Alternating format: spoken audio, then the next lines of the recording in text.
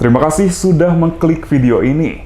Yuk dukung channel ini dengan cara like, komen, dan subscribe. Dan jangan lupa nyalakan lonceng notifikasinya supaya Sobat Rusni nggak ketinggalan video lainnya. Baik dokter, untuk seorang ibu yang akan melakukan salinan ya dok ya, Iya. kapan harus sesar dan kapan bisa normal dok? Nah, ini menarik nih. Banyak juga nih dok ya, mitos-mitos yang beredar di masyarakat dok mengenai proses melahirkan secara sesar ini. Katanya mempengaruhi bayinya nih dok, baik dari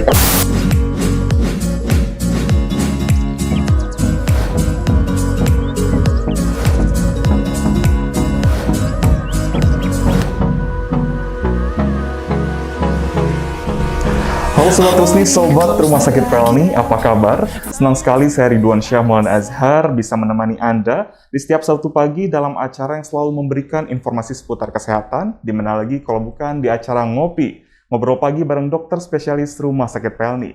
Baik Sobat Rusni, proses melahirkan ataupun persalinan merupakan proses fisiologi normal dalam kehidupan manusia.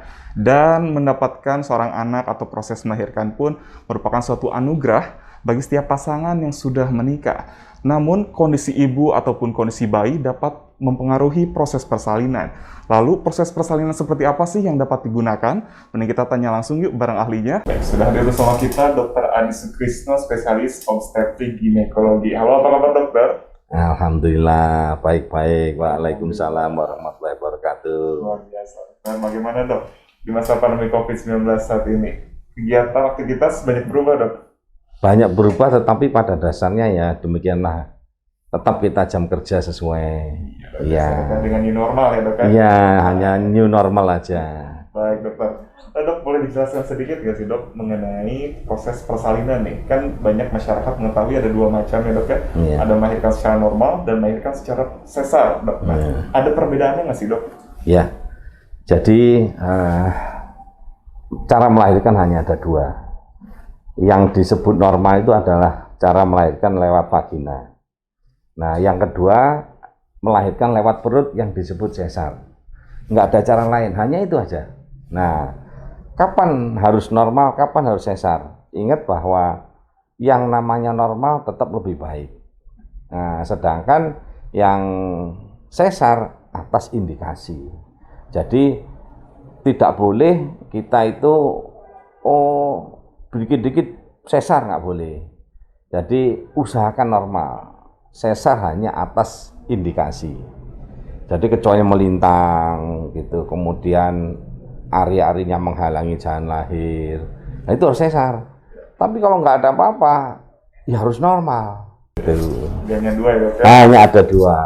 Ya, dok, tadi kan juga disebutkan oleh dokter bahwa proses melahirkan secara normal itu merupakan proses terbaik ya dok ya? Iya, betul. Banyak dari masyarakat atau mungkin dari Sobat Rusni di rumah juga beranggapan bahwa seorang ibu menjadi ibu seutuhnya ketika bisa melahirkan secara normal ya dok. Iya. Apa sih dok melahirkan secara normal ini menjadi proses yang terbaik gitu dalam proses melahirkan? Ya, tadi kan disinggung nih. Ya.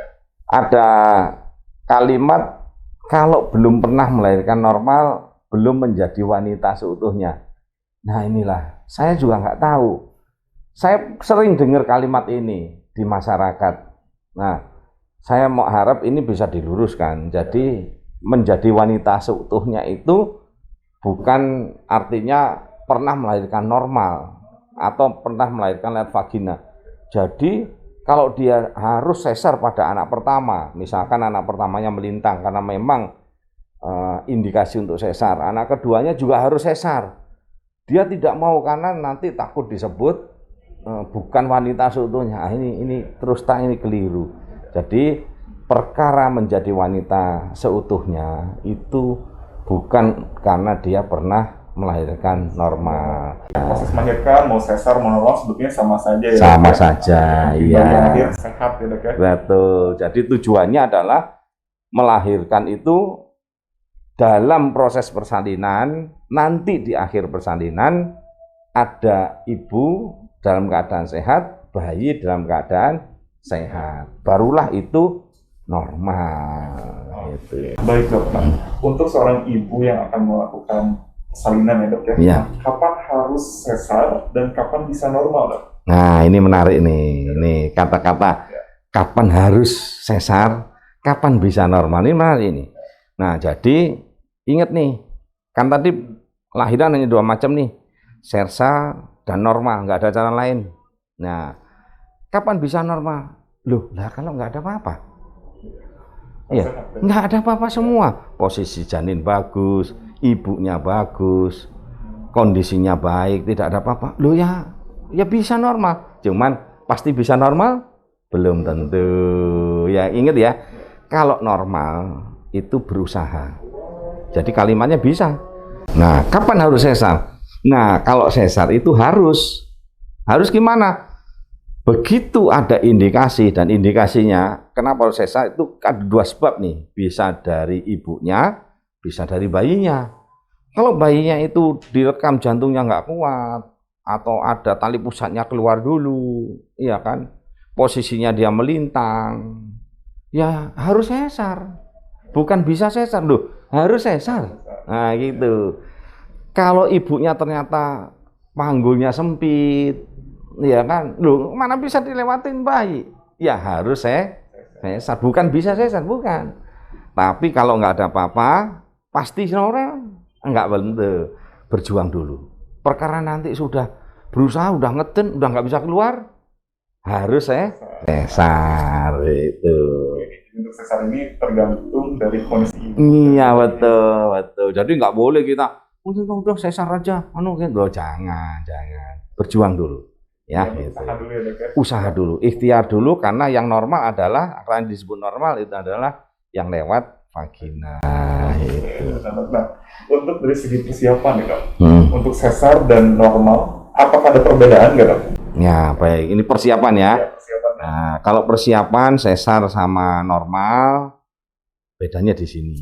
Kalau sesar nanti kan perlu waktu lebih lama penyembuhannya nih, karena harus dirawat lebih lama. Ya nanti siapkanlah perlengkapan sehari-hari pasca melahirkannya itu lebih banyak. Tapi kalau normal kita biasanya cukup 24 jam, bayi sehat, ibu sehat sudah boleh pulang. Jadi perlengkapan standar ya, seperti misalkan mau bawa popok bayinya, perlengkapan untuk merawat bayinya, itu standar aja.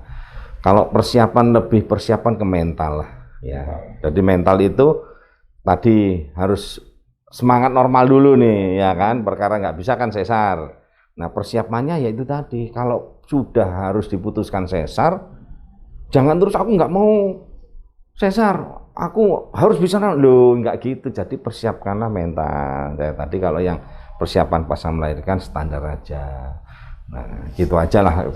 Lain persiapan itu seperti persiapan melahirkan pada umumnya, tidak ada yang khusus saja. Jadi terutama mental ya, Dok, ya? Betul itu. Dukungan dari keluarga ya, Dok, ya? Penting betul juga. Keluarga penting, sangat menentukan. Keluarga ini terutama yang paling dekat adalah suami. Ini menentukan. Berikutnya adalah orang tua. Ini sangat menentukan. Ya. Nah, Dok, di masyarakat kita kan, Dok, ada sebagian yang memang melakukan sesar itu karena sudah ditentukan tanggal lahirnya ya, Dok. Ya. Itu bagaimana, Dok? Sehat atau tidak nih untuk bayinya? Iya, jadi ada tanggal baik nih. Ya. Wah, aku mau tanggal 6 bulan 6 2006 jam 6. Wah, gitu kan. Ya, menurut saya sih boleh-boleh saja kalau pada saat itu memang bayinya itu sudah cukup bulan. Itu. Atau sudah ada indikasi. Jadi jangan minta sesar karena alasan tanggal aku mau nanti sesar 17 Agustus 2021 padahal masih prematur, kemudian dia dipaksakan hanya untuk mengejar hari baik. Nah itu tuh menurut saya nggak bener lah. Gitu. Bijak mungkin ada. Enggak, betul. Jadi kurang bijaksana. Jadi ya kecuali pada saat hari yang diinginkan itu pas bayinya sudah cukup bulan dan memang ada indikasi, misalkan bekas sesar 2 kali nih, ini anak ketiga kan harus sesar, makanya itu direncanakan. Ini udah jelas sesar nih, direncanakan, kebetulan pas tanggal yang diinginkan usia kami sudah cukup bulan. bayinya udah memenuhi syarat. Nah, itu boleh, nggak masalah. Nanti nanti tinggal persetujuan dengan dokter yang melakukan, dengan pihak rumah sakit, itu koordinasi biasa lah gitu. Jadi jangan terlalu dipaksakan. Wah, jangan memaksakan. Wah, ini tanggal baik, hari baik. Kalau tahu saya semua hari baik lah, insya Allah. Iya. Nah dok, banyak juga nih dok ya mitos-mitos yang beredar di masyarakat dok mengenai proses melahirkan secara sesar ini. Katanya mempengaruhi bayinya nih dok, baik dari perkembangan atau pertumbuhannya. Bahkan katanya ada yang bilang gampang sakit dok, terus dari proses daya tangkap dan perkembangan dari sensorik ataupun motoriknya juga terganggu. Apakah itu benar nggak dok? Iya, jadi tadi kan sudah disebut mitos kan? Iya, mitos kan? Jadi itu tidak didukung oleh data penelitian yang benar bahwa kalau sesar ini lebih tidak baik atau normal ini lebih baik.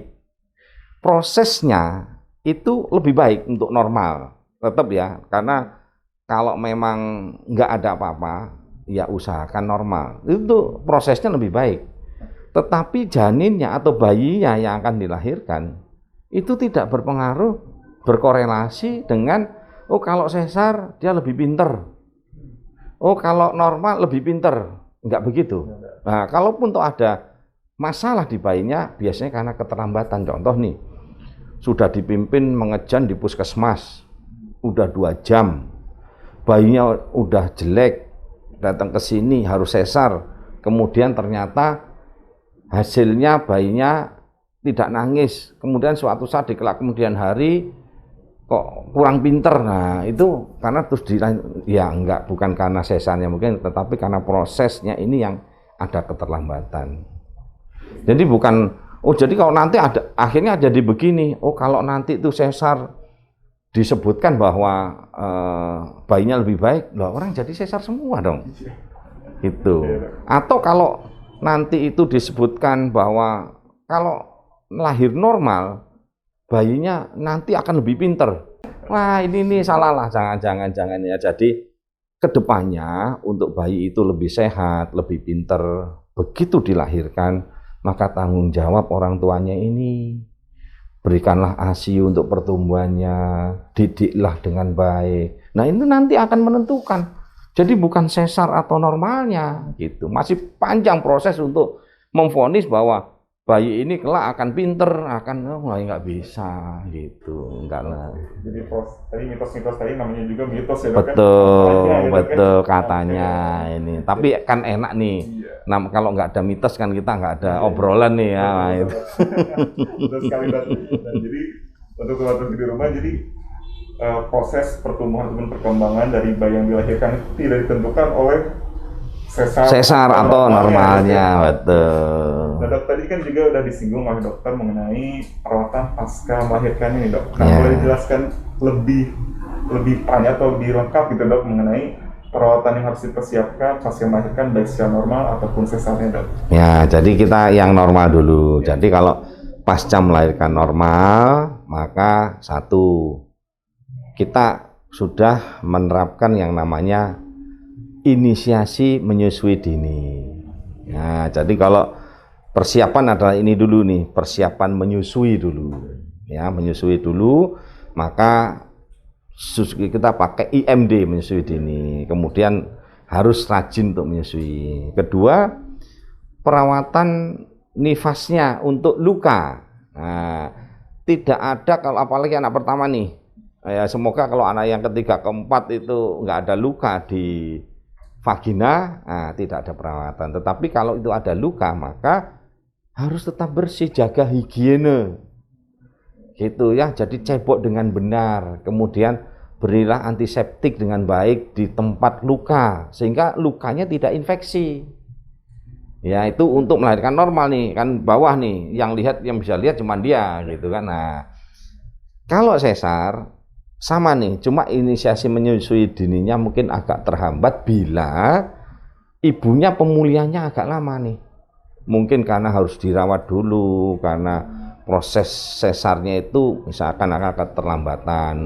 Apalagi ibunya harus dirawat di ICU. Otomatis nggak bisa kita inisiasi menyusui dini. Nah, tetapi begitu memungkinkan, maka segera. Langsung ya. Betul. Kalau bayinya bermasalah, nggak bisa juga. Maka harus stabilisasi dulu bayinya, tapi begitu memungkinkan harus segera. Nah, itu persiapan untuk menyusui. Untuk perawatan luka operasi, untuk sesar relatif tidak ada, kecuali nanti hari ketiga akan diganti perban yang baru supaya tidak infeksi. Ya, untuk makanan sama, nggak ada.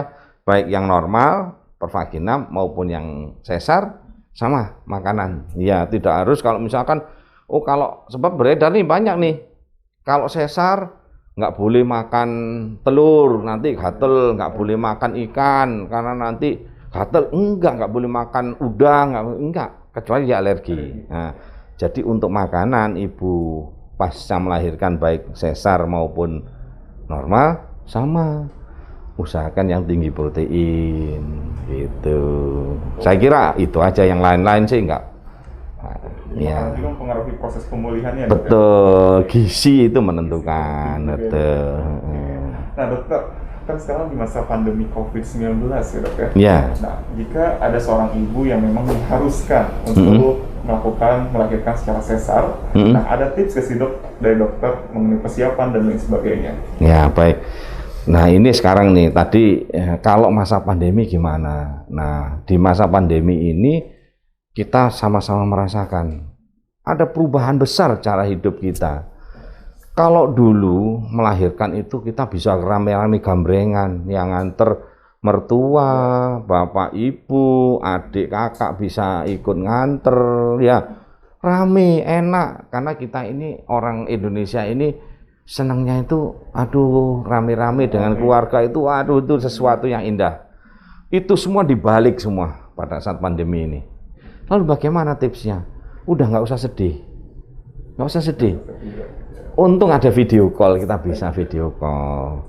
Sekarang yang nganter cuma bisa satu. Kemudian persiapkan dokumen-dokumen kalau Anda memakai BPJS atau asuransi. Jangan sampai nanti udah sampai rumah sakit, balik lagi. Ngambil ini, ngambil itu, jadi lambat lagi prosesnya. Kalau persiapan seperti popok, perlengkapan bayi, semua itu pada saat usia 7 bulan, sudah siapkan dalam satu tas. Kalau ada emergensi, tinggal bawa. Nah, yang terakhir, tolonglah ya dari jauh-jauh hari ada planning. Planning itu kalau melahirkan pastilah memerlukan biaya yang tak terduga. Nah, siapkanlah, nabunglah dari awal. Oh ya, saya nanti mau punya anak tahun depan atau apa, nabunglah sehingga pada saat Anda kelak harus diputuskan normal atau sesar, punya tabungan ada. Jadi nggak cemas, nggak kemudian ada sesuatu yang tidak seharusnya didapatkan tidak bisa, sayang gitu. Jadi itu aja. Jadi meskipun sekarang di masa pandemi ini kan banyak keterbatasan ya dok. Betul. Kita masih bisa memanfaatkan platform-platform atau teknologi yang lagi ada. Betul. Jadi mana emosional masih bisa diberikan ya dokter. Betul. Nah dok, sebelum kita tutup, ada yang mau disampaikan nggak dok ke sahabat Rusni yang mau melahirkan nih? Apa saja mungkin dok tips ataupun saran dokter? Ya baik, tadi sebut sahabat Rusni ya. Ya sahabat baik, Rusni. Jadi kalau sahabat Rusni mendengarkan, kami ini adalah insan Rusni. Jadi jangan khawatir, kami akan menerima dengan tangan terbuka, akan melayani dengan sepenuh hati. Jadi tidak ada beda perlakuan, apakah ibu A, B atau apapun, tidak. Kami akan melayani semua yang datang ke Insan Rusni menjadi sahabat kami. Anda adalah sahabat Rusni, tidak ada perbedaan perlakuan. Anda adalah utama buat kami. Baik, biasa. Terima kasih dokter. Iya. Nah Sobat Rusni sudah menyimak kan ngobrol pagi kita hari ini bersama Dokter Adi yang luar biasa ramah dan bersahabat. Sobat Rusni juga bisa berkonsultasi dan memeriksakan kehamilan Sobat Rusni bersama Dokter Adi di Poliklinik Heritage Rumah Sakit Pelni setiap hari Selasa, Kamis, dan Sabtu mulai pukul 8 sampai dengan 9.30 pagi. Untuk informasi lebih lanjut, Sobat Rusni bisa hubungi nomor yang ada di deskripsi box. Dan Sobat Rusni dapat follow Instagram kami di RS Pelni. Dan jangan lupa untuk like, komen, dan subscribe kanal YouTube kami di RS Pelni. Terima kasih atas perhatian Anda. Sampai jumpa di acara ngopi selanjutnya. Baik, terima kasih Dokter Adi. Salam sehat. Salam sehat.